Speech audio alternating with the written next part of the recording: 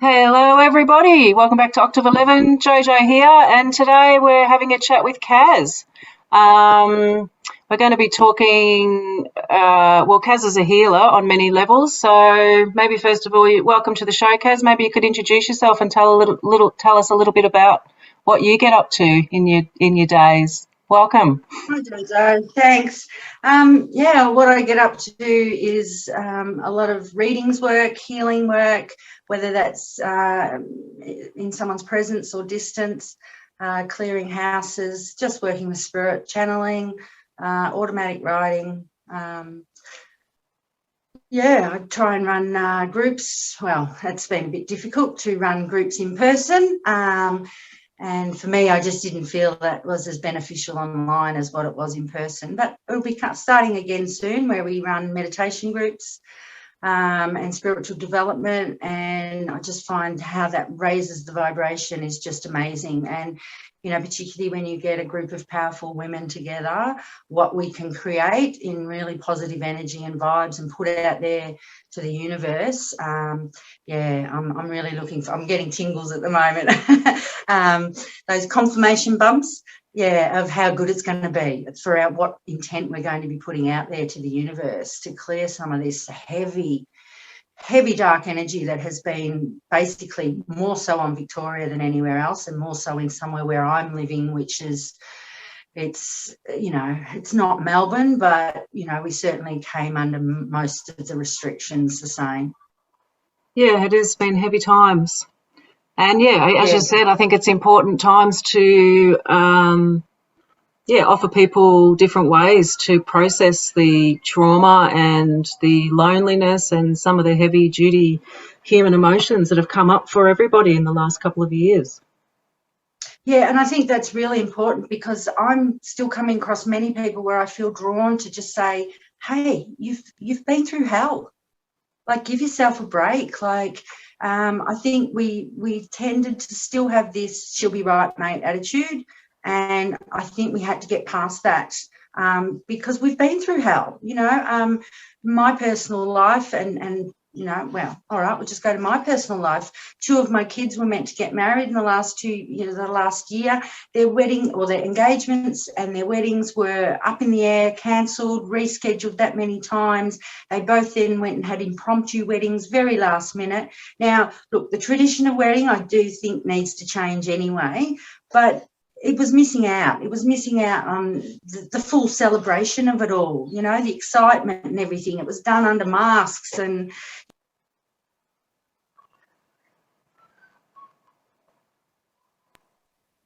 sorry about that. That's okay. Yeah, and one of my kids got pregnant. I was going to go to one of the appointments with them. All of a sudden, last minute, all the rules changed. No, I couldn't. I wasn't able to go into the hospital. They came out of hospital immediately because they didn't want to be under the restrictions. My dad's been in and out of hospital and care for months. We couldn't see him. And, I see a lot of his downfall in his physical health and emotional health as more as a lack of family contact than physically what's going on. He's gotten very depressed, and I hear that a lot about a lot of older people, because I think we've figured out, in particular, once we get to our age, what's good for us. What's good for us is hugs, seeing our family, being around people that are close to us, and all that was gone. And, I think it really determined and sort of solidified for a lot of people what was important. I felt I already knew, and I felt I was already grateful for all those things. So when they were sort of taken away, I'm like, hey, I was already grateful for them. I don't want it taken away. But yeah, just, and I do believe that those outside of Victoria don't necessarily have a full understanding of what we've been through. And I've seen many comments online like, oh, come on, Victorians, just get your act together and, sort of do something. And I don't think anyone realised how suppressed we had become, how controlled we were, dictated to, this is what you can do now, and every part of our life was, changed and altered and not the same anymore. And while I see a positive and benefit to that, it's been hard. So what do you see as the positives and benefits to that, Kaz? Well, the ability to go within, I think that was something many people were lacking. The ability to be on your own, go within, Sit look at what, quietly, go internally, yeah, not looking for external fixes. yeah. Look, a message from Spirit for me for so many years is, you know, if I'm ever confused, not sure what step to take, be quiet, be still, and listen. You know, and in those moments, once you learn how to do that, you know, you can be far more in tune with your intuition, your spirit guides, what your own abilities are, and find out who you truly are, which, you know, not dictated to by either society or those around you. Absolutely, absolutely. And now the whole planet's getting an opportunity to do that. Yes. And, you know, the whole breaking down of the systems, you know, seeing what systems weren't working that we were just going along automatic pilot with, and how they needed to change, from education, political, financial, you know, all the systems. Absolutely agree. Yeah. And this is the opportunity. And I think now, but I think in Victoria, we're still fighting for that. And it's evidenced by what's happening with the people of rising up and saying, hey, no more. Well, I think there was 25,000 at the protest in Melbourne on the weekend. Thanks, people, for fighting for Yes. for standing for our freedoms. Oh, definitely. A big, huge hug and thanks to anyone that is taking part in those. And anyone being also, look, while I am vaccinated, I admire those that have resisted, because I see what they're going through. I have a friend who is very impacted by the fact that she won't choose to have it, and that's her choice. And I think that's where everyone needs to be at with it. It is everyone's personal choice. And those that choose not to, they're taking a hard path at the moment, you know, because every part of their life, every part of your life is impacted. And, you know, I think many people just go, just go get it, you know, just go along. And it's not necessarily the answer for everybody. No, it's not. And as you said before, Kaz, just before we started recording, you were telling me the story that, as you said, you have been double jabbed and you went to visit your father and you still couldn't even access the hospital. Can you tell us a little bit about that? Yeah, well, you know, he's been, you know, in care for most of a good part of COVID. He was in a nursing home last year for over 4 months. We couldn't visit him. In the end, we were allowed to go to the window outside his room and talk to him. Wow. One at a time. But that was that was right at the end. We'd already had months of not being able to see him.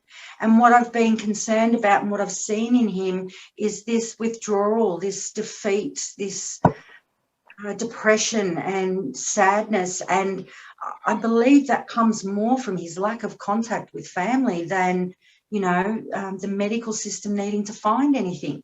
Part of the issue is also that he tends to come down with pneumonia, and pneumonia is a main sign of, you know, the virus.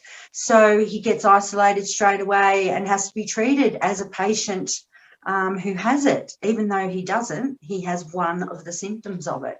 But yeah, trying to visit him, I turned up the hospital one day. Oh boy, did I get annoyed, you know, because I turned up there, I had some things to give him, and I'm here to see my dad, and he's, no, you can't come in.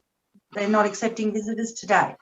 So just today they're not accepting it. No, not today. And they were doing that like each day, like acting like it was determined per day, but it wasn't. It was just a blanket. And he's in hospital now. I'm double jabbed, and it's not acceptable for me to go see him. There'll be security guards there stopping. Wow. You know, you've got to walk in and you've got to re-mask. You can't wear your own personal mask. They'll give you another one. Hand cleanser. You've got to have a visitor's sticker on you. You're only allowed to walk directly to their room and directly back again. Yeah, and I just see him going downhill even faster. Well, we all know those simple things, the contact, the hugs, smiles, you know, they not only help us feel better emotionally, but I think physically it helps improve your immune system. It's definitely very sad. I'm sorry to hear, Kaz. Yeah, well, it has been a tough time, and then I go to the other extreme where one of my children have had a baby through COVID, and she's now about 9 months old. And, I'm fully aware of child development, that because I'm also an integration aide, and I see socialization skills coming out in her, socialization skills issues, because she hasn't had the normal exposure we need. She's grown up in a world where most people are masked. You don't get to see the smile. I mean, I'm lucky, and some of us get to smile when we smile with our eyes, and that's good, because at least behind a mask is still, people can tell. But, she struggled with masks, struggled with seeing the real face of people, socializing with people. She just hasn't developed a lot of those skills, because most of her life has been very isolated in the one environment, with very small sort of adventures out. I think, unfortunately, it's going to be a long time as we see the unraveling for children, like the trauma that's been put on the children. Yeah, it's because really, you don't see it generally till years later, and that's something I've learnt through the work that I've done with kids, is that anytime you have a issue with their education, and there's an impact on that, or a trauma related to that, that doesn't necessarily show now. It will show in 10 years' time. And my worry is this generation just completely, as in, how is this going to affect them? Not only that, the other thing is, I was already concerned before what's happened with our children's addiction to screens. And what I've seen is even an uprise of that, because parents have tried to, entertain their kids in other ways. And now I'm seeing, kids as young as 4, highly addicted to screens, where there's an absolute massive meltdown because they can't look at that screen. And it's just not healthy for our kids. They're not meant to learn through a screen. They're meant to learn through, integration with others, interaction. Yeah. So, yeah, you said, Kaz, after you had your second jabby that you weren't feeling that well. So you used some of your techniques and like healing practices to help push yourself through that. Maybe you could tell us a bit about that, so that could maybe, if other people aren't feeling that great, whether it's from the jabby or just generally, or maybe any shedding bits or pieces, that, what techniques could you maybe suggest to people to help push on through?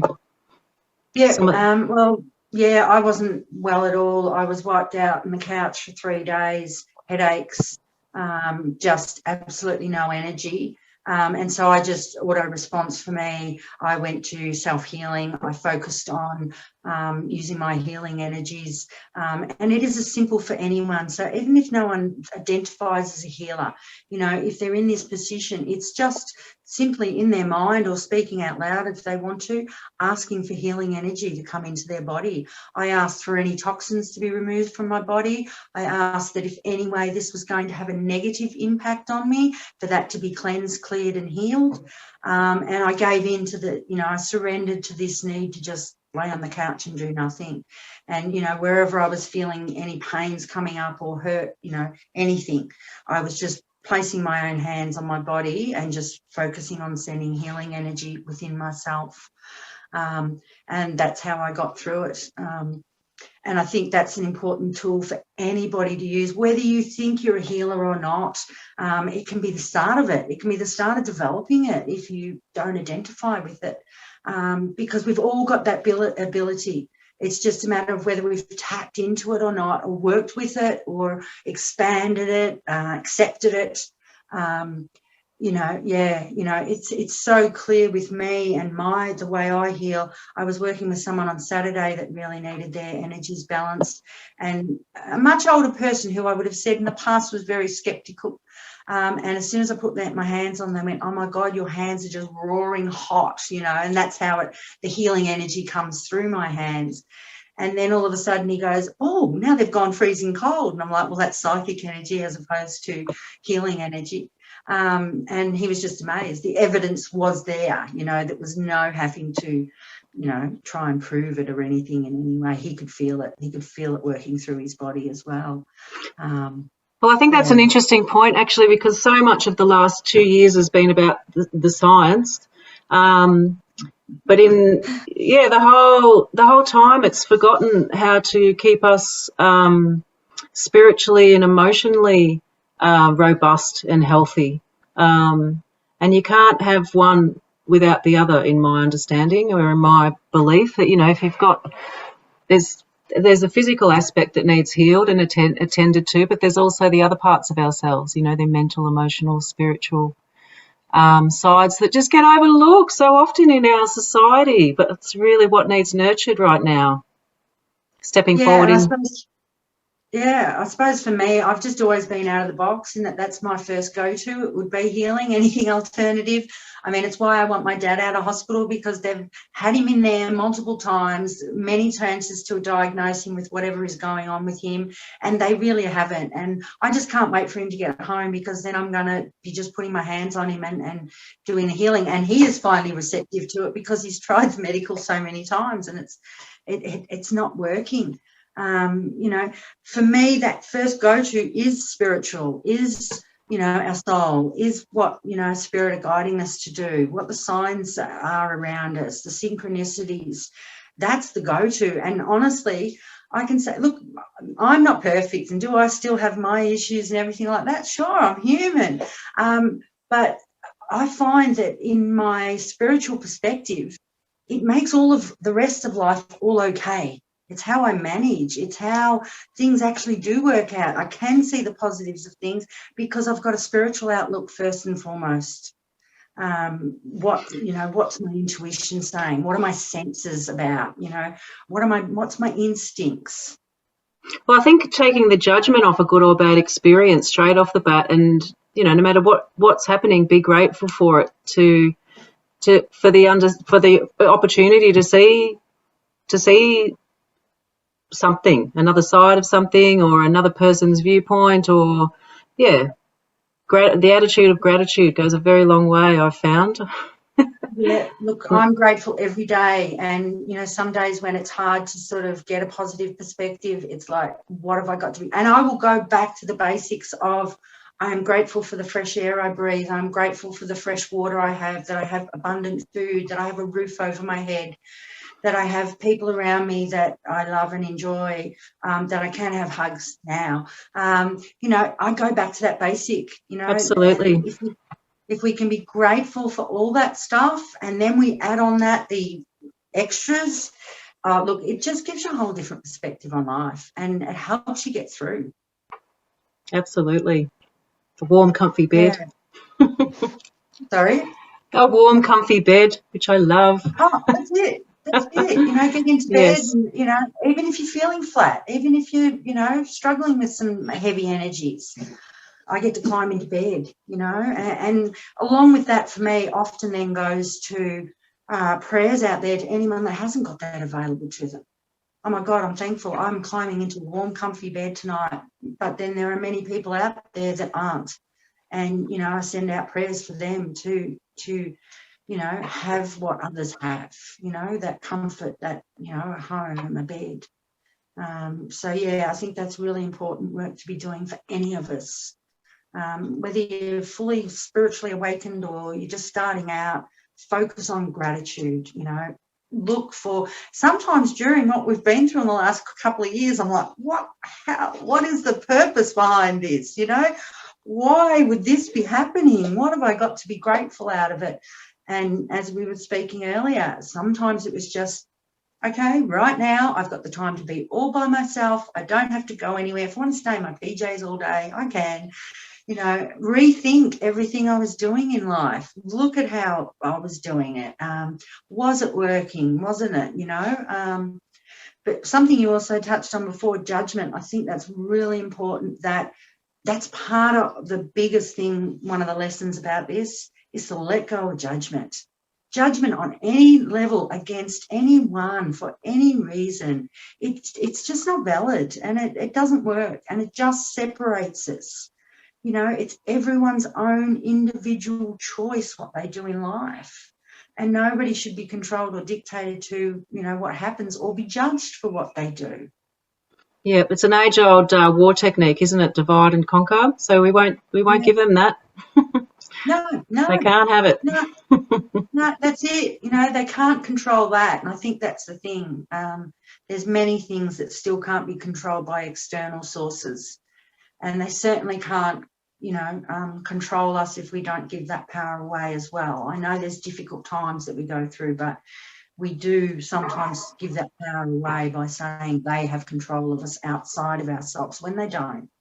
Ultimately, we have full control of ourselves, and it's our decisions and our choices. And yeah, we've got to unite. You know, that's the most important period. You know, the thing about this period is we have to unite with everyone, every colour, every race, you know, every person. I think that's the most important and the most, you know, heart sort of joy-filled thing that I see when I see so many people of just all different ethnicities and from different places and you know, different systems all together. That's what we've got to do. That's how we generate that power. That's how we take back the power. Unity, humanity. Yeah, exactly. Yeah. Yeah. So have you noticed with your clients, Kaz, at the moment, is there a theme going on for what people are asking for, what they're looking for, what they're needing? I'd say a lot of them are now got a greater thirst for anything spiritual than they had in the past. I would get vague curiosity, I suppose, a lot of the time in the past. But now it's a much more stronger thirst from people of wanting to know more. Okay, what gifts have I, you know, what abilities have I got? How can I learn about them? How can I understand better? I'm also finding a theme of a lot of people struggling, particularly those that are light workers within their own families, as in they're, you know, really discovering they're the black, you know, I don't like to use the black sheep, the rainbow sheep of the family, you know, and they don't fit, and they're trying to have a voice, and they're trying to say this is how it is for me, and they're being ostracized. I'm finding that a lot. Again, all in the grand plan, because it means you then have the opportunity to let go of some of the people that aren't beneficial for you in your life, whether they're blood family or not. We've also had, you know, often in the past quite misplaced automatic programming of loyalty to people that we've really got to look at. We've got to look at and go, is that loyalty warranted anymore? Like, you know, just because they're them, you know, just because that's their label. Yeah, it's a big time, isn't it, for ending of contracts, karmic soul contracts. Yeah, like, definitely. Get rid of it, moving along, and then, you know, moving forward with what resonates true to oneself, which you know, is possibly very different from what we thought it looked like a couple of years ago or even a couple of months ago. Definitely. I think things are evolving all the time, you know, even some of the beliefs I had not long ago, I'm just going, hey, okay, no, I'm reassessing that now.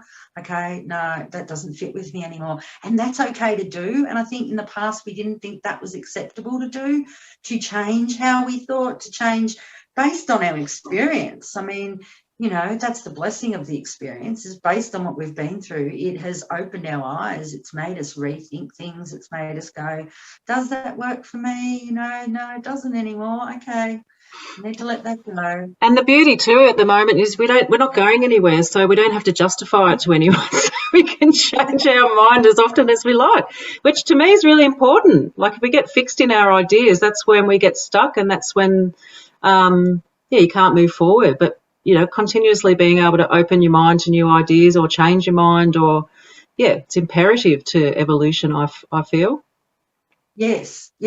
Well, you know, that's what it's about. It's evolving and expanding at the moment, you know. Message I've been getting clearly lately is about, you know, not having the attempt to just be and keep safe. It's more about expanding, because safe, you know, keeping ourselves safe is more about fear-based mentality, whereas no, this is expansion now. How much bigger can we expand? How much bigger can we all work together and unite, so that, you know, look, I have no doubt. I've said for many years, the light's won. You know, there's no doubt about that. But we seem to be in the middle of the battle right now. So, you know, there is a lot of heavy and dark energies that do need to be lifted. And that's why in all of us coming together, that's why I like to run the groups. We all come together, and that is, you know, when one or more are gathered, there I am. And I see that as I am, you know, source divine. So the power of that, you know, even in just what we're doing today, the power in it, you know, it doesn't matter how far it goes out there. If it goes out to impact one other person who gets something from it, you know, it raises their vibration, and, you know, then collectively as well. So did you want to do a little reading or anything for us today, Kaz? Did you want to share any? Because you do. Oh, yes, I can do.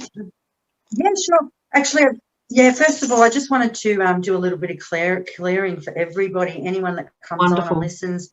I ask the highest of being, source, spirit, divine energy, to cleanse, clear and balance all our auras, chakras and energy field for us to be moving forward in positive and uplifting energies, for us to release what needs to be released and let go of anything. Something that I was trying to pick up with Spirit before we got on. What did you want me to share? And one of the main things that just kept coming through was this. Okay, so in the past, a lot of our prayers have been represented by Amen. And Spirit, for many years, I don't just write Amen, I write Amen and Our Woman, because women were taken out of the equation of the power of religion and saying prayer. So I just wanted to also share what I see to be an important prayer, but on a whole level. So it's our Mother, Father, God, who art in heaven, hallowed be thy name. Thy kingdom come, thy will be done on earth as it is in heaven. Give us this day our daily bread, and forgive us our trespasses as we forgive those who trespass against us. And lead us not into temptation, but deliver us from evil. For thine is the kingdom, the power and the glory forever and ever. Amen. Our Woman, I am thankful, and so it is. It is done. Oh, tingles. So much it be. Exactly. You know, but they've been very clear with me lately about it's important, about the words we're speaking, about what is coming out of our mouth. We have to be conscious of that, you know, then our thoughts as well, but our words in particular. And, you know, that is just far more of a unity prayer than it has ever been before. And they've been showing me that one for years now. So that's the way I've said it. And it gets it out of the religious dogma that it was years ago, and one-sided. You know, it was. Yeah, I have a bit of a thing going on about the word history and what about her story and their story. Exactly. Yes. Let's open it all right up to all the versions of the story, not just the patriarchal, masculine push side of the story. Exactly, and that's important, really important right now, and that's what one of the things we need to focus on. So I'm just going to use the Dreamtime Oracle cards by Marie-Louise Bayliss. I love these cards because they have a real, they've got Indigenous artists, and they've got a really powerful message, and all cards start with I am. So I love that. So the first one I've pulled out here is I am happy. When I allow myself to recognise the negative people who are not serving my happiness, my natural flow and rhythm returns. I am peaceful again. So, you know, that just goes to the letting go of anyone that doesn't serve you, of the people that we thought in the past that we needed to be around, that we had a contract with, that, you know, out of duty or loyalty or obligation we had to have around. It's not true. It's an illusion, and I have an Aquarian moon, so I find it quite easy.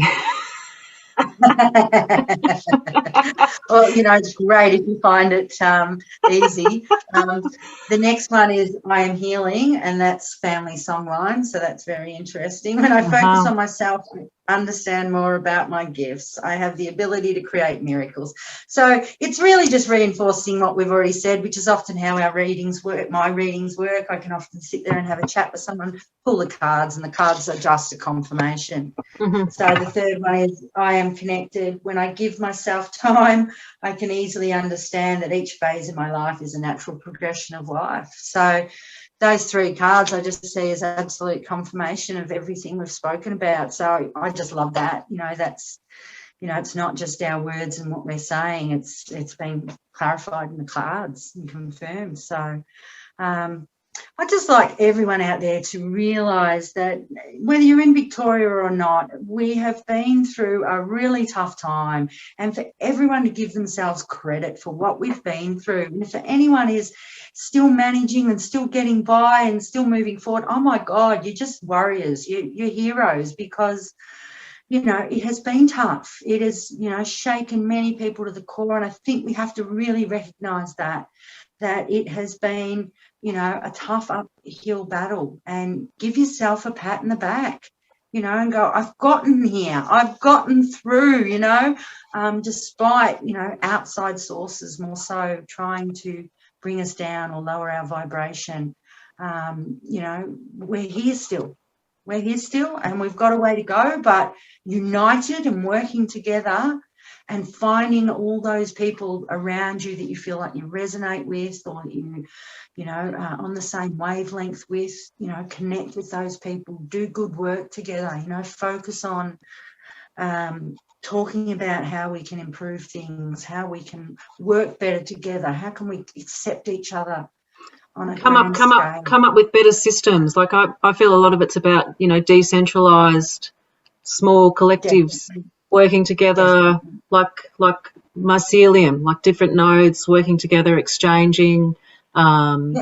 Yeah, we have it all within us. It's just a matter of remembering it all, isn't it? And refocusing rather than external, internal, at home, in your backyard, with your local community, keeping it small, keeping it real. I think sort of those of us that are older, you know, that was a message that came through this morning for me as well, that we've seen both sides. We've seen before and after, both before technology as such and afterwards. And, you know, for me, one of the ones that's been coming to me lately is Spirit have been showing me what it was like where I live, which is now sort of governed by one main body, one central body. Spirit have been showing me what it was like back in the day when I was quite young, when we had like 7 councils all over our, you know, our town, our city, and things worked better because it was just focused on that one small area, and the people that worked in there usually came from the area and had a you know, interest in it. It's just all separate now, and you know, just one big, you know, sort of format of people controlling the whole thing, and really it's not working well at all. No, it's obviously not.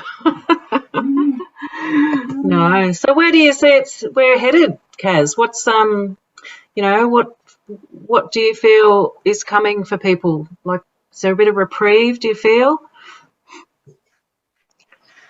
I'd like to be able to say that.